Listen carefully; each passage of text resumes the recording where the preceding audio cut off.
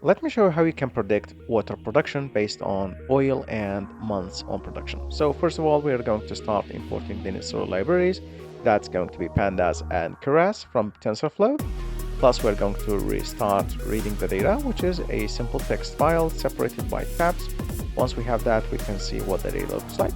Now it's time to create another column that's going to help us in production, which is called month on production, which is just month production steps starting from 1.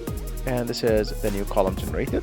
So what we're going to do next is create the plot that's going to show us what the relationship looks like between the water and the oil. Afterwards, we're going to build our model. So the model is going to be a simple sequential model that's going to be scanned from left to right or from top to down. First of all, we're going to decide on the number of inputs. And second, we're going to decide on what's the type of activation we want for the input layer. And afterwards, we're going to have the hidden layers that's going to show or have the process in it. We'll be starting really simple with one hidden layer for calculation and one output layer.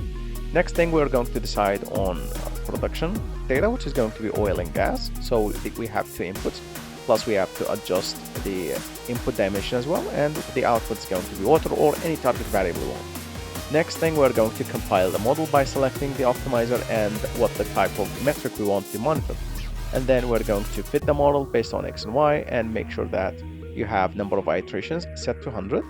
There we go. Now the model started to run. It's now time to evaluate how accurate the prediction is or how close it is using visual methods. So we're going to plot the time on production and water, and then afterwards the predicted water against time zone production. And you can see now the prediction is not at its best because now we need to make the model a little bit deeper and add more description to the model by including more variables.